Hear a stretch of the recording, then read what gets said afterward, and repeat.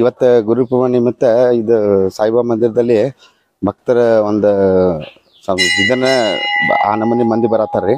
ಮತ್ತು ಇದು ಹಳೆ ಗುಡಿ, ಫಸ್ಟ್ ಸ್ಟಾರ್ಟಿಂಗ್ಲಿಂತ ಇರೋದು ಬಾಬನ ಗುಡಿ. ಇದು ಒಂದೇ ಇಲ್ಲಿ ಪ್ರತಿ ವರ್ಷವೂ ಇದು ಈ ವರ್ಷಂತೆ ಗುರುಪೂರ್ಣಿಮೆ ವಿಜೃಂಭಣೆಯಿಂದ ಆಚರಿಸಾಕತ್ತೀವಿ. ಮತ್ತು ಅನ್ನ ಪ್ರಸಾದ ಆಯ್ತು, ಸಾಯಂಕಾಲದ ಪಾಲ್ಕಿ ಸೇವೆ ಆಯ್ತು, ಎಲ್ಲ ಅದಾವ್ರಿ.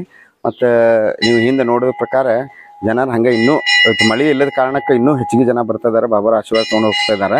ಯಾಕಂದ್ರೆ ಬಾಬಾರ ಅಂತಂದ್ರೆ ಒಂದು ಏನೋ ಶಕ್ತಿ ಇದ್ದಂಗೆ ಅದ ರೀ. ಆ ಬಾಬಾನ ನಂಬಿದವ್ರಂತೂ ನೀವು ನೋಡತ್ತೀರ, ನನ್ನ ಹಿಂದೆ ಆ ನಮೂನಿ ಭಕ್ತರು ಬರ್ತಾ ಇದ್ದಾರೆ. ಅವರು ಅನ್ಕೊಂಡಾರಂತೂ ಎಲ್ಲ ಸತ್ಯನ ಇದೆ. ಹಿಂಗಾಗಿ ಇದೇನೈತಲ್ಲ ಗುರುಪೂರ್ಣಿಮೆ ನಾವು ಭಾಳ ವಿಜಯದಿಂದ ಆಚರಿಸ್ಕೊಂತ ಬಂದೀವಿ. ನಮ್ಮ ಅಜ್ಜ ಕಾಲಿಂತರೂ ಬಂದೀವಿ.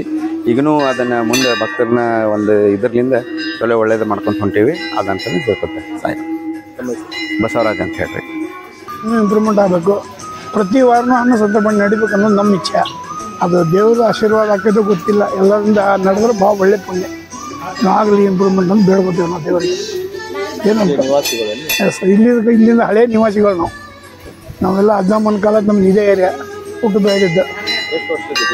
ಇದು ನಮ್ಮ ಅಂದಾಜಿಗೆ ನಮ್ಮ ಅಜ್ಜಮ್ಮನ ಕಾಲ 100 ವರ್ಷ ಹಿಂದಿನ ಗುಡಿನೇ. ಒಂದು ಫೋಟೋ ಇಟ್ಟು ಪೂಜೆ ಮಾಡಿದ್ರು. ಈಗ ಇದು ಮೂರ್ತಿ ಮಾಡಿದ್ದಾರೆ. ಒಳ್ಳೆ ಕೆಲಸ ಮಾಡಿದೆ. ಇನ್ನೂ ಒಳ್ಳೆ ಅವಾರ್ಡ್ ಹಂಗೆ ಇಲ್ಲಿ ಎಲ್ಲರಿಗೂ ಒಳ್ಳೇದಾಗಿದೆ, ಯಾವುದೂ ಕೆಟ್ಟಾಗಿಲ್ಲ. ಅಲ್ಲಿ ಏನು ಗುಡಿಗೆ ಒಂದು ಸ್ವಲ್ಪ ಜಗ ಮಾಡಬೇಕು ಅಂತ ನೋಡ್ತಾ ಇದ್ದೆ, ಆಗ್ತಾ ಇಲ್ಲ. ನೋಡ್ಬೇಕು ಏನಾಗಿದೆ. ನಾರಾಯಣ ಪೂರ್ಣಿಮೆ ಒಂದು ವಿಶೇಷ ದಿನವೆಂದು ಪರಿಗಣಿಸಲಾಗ್ತದೆ. ಈ ದಿನದಂದು ಈ ಶ್ರೀ ಸಾಯಿಬಾಬಾ ಬಹಳ ಮಹತ್ವದ ವಚನವನ್ನು, ಆಶೀರ್ವಾದವನ್ನು ನಮಗೆ ನೀಡಲಿದ್ದಾನೆ. ಈ ಒಂದು ಸಾಯಿಬಾಬಾನಿಗೆ ನಾವು ಸುಮಾರು 10 ವರ್ಷಗಳ ನಿರಂತರವಾಗಿ ಪೂಜೆಯನ್ನು, ಆಶೀರ್ವಾದವನ್ನು ಪಡೆಯುತ್ತಾ ಬಂದಿದ್ದೇವೆ. ನಮಗೆ ಒಳ್ಳೆಯದಾಗಿದೆ, ನಮ್ಮ ಕುಟುಂಬಕ್ಕೆ ಒಳ್ಳೆಯದಾಗಿದೆ. ನಾವು ಪ್ರತಿ ಗುರುವಾರನೂ ಕೂಡ ಇಲ್ಲಿ ದೇವರ ದರ್ಶನಕ್ಕಾಗಿ, ಸಾಯಿಬಾಬಾವರ ದರ್ಶನಕ್ಕಾಗಿ ಪ್ರತಿ ಗುರುವಾರನೂ ಬರ್ತಾ ಇದ್ದೇವೆ. ಅದರ ಜೊತೆಗೆ ಇತ್ತಿತ್ತಲಾಗಿ ಈ ಪಲ್ಲಕ್ಕಿ ಒಂದು ಉತ್ಸವವನ್ನು ಮಾಡ್ತಾ ಇದ್ದಾರೆ. ಪ್ರತಿ ಗುರುವಾರ ಸಾಯಂಕಾಲ 7 ಗಂಟೆಗೆ ಅದು ಪ್ರಾರಂಭ ಆಗ್ತದೆ.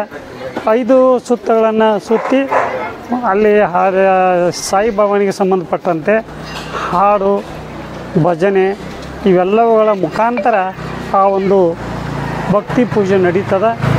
ಹೀಗಾಗಿ ಇದು ಬಹಳ ವಿಶೇಷವಾದಂಥ ದೇವ ಮಂದಿರವಾಗಿದೆ. ಅದು ಅಲ್ಲದೆ ಪ್ರತಿ ಗುರುವಾರ ನಾವು ಬರ್ತಾ ಇದ್ದೀವಿ. ಈ ಸಲ ಈ ವರ್ಷ ಏನು ವಿಶೇಷಪ್ಪ ಅಂದ್ರೆ ಗುರುಪೂರ್ಣಿಮೆನೂ ಕೂಡ ಗುರುವಾರ ದಿವಸ ಬಂದಿರೋದ್ರಿಂದ ಇದು ಭಕ್ತರಿಗೆ ಅತ್ಯಂತ ವಿಶೇಷವಾಗಿರ್ತಕ್ಕಂಥ ದಿನ ಅಂತ ಪರಿಗಣಿಸಲಾಗ್ತದೆ.